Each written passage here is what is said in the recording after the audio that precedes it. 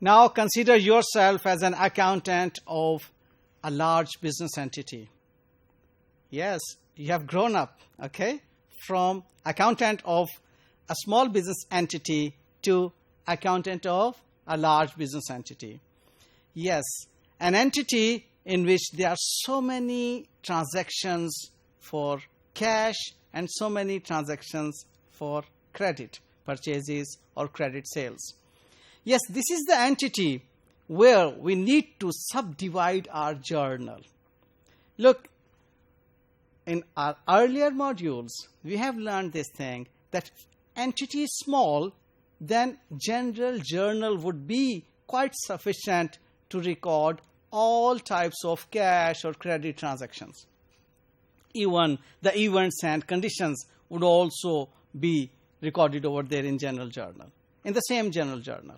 Okay, but now we are going to learn that how to keep our records for a large entity where there are so many transactions in which we are having so many cash sales, so many credit sales, so many cash purchases, so many credit purchases, and which type of books of accounts would be used over there.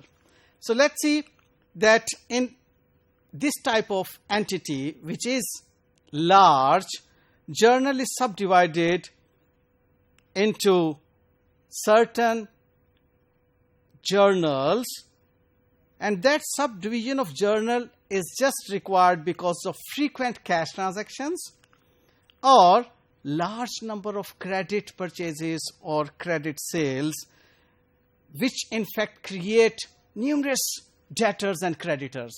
So now, being an accountant, we have to control those large number of debtors and creditors and all these frequent cash transactions.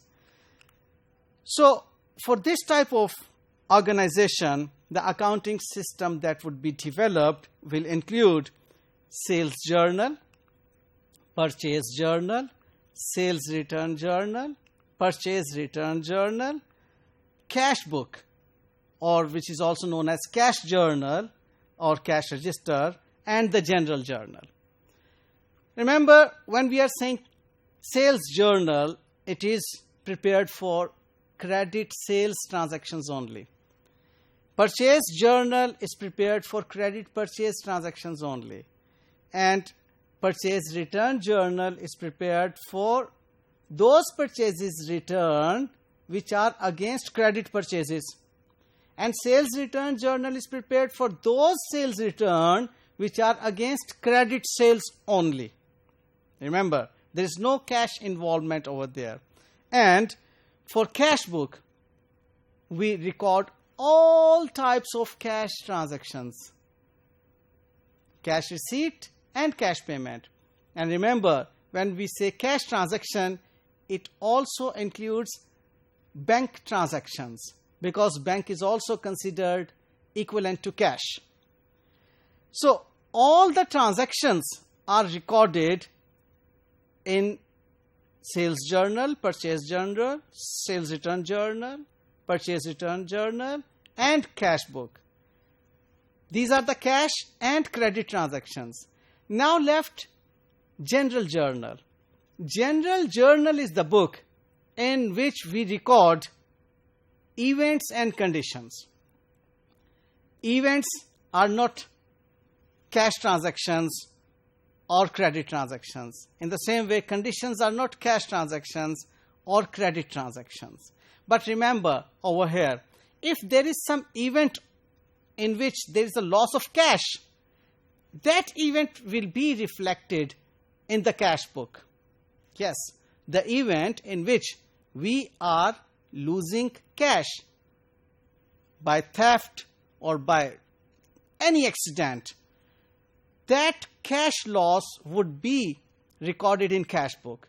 Whereas any other event in which whatever type of transaction, whatever type of accounting head is involved, that would be routed through the general journal.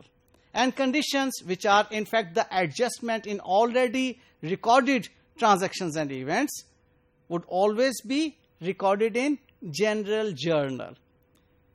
And closing entries are also condition in which we have to close our current reporting period.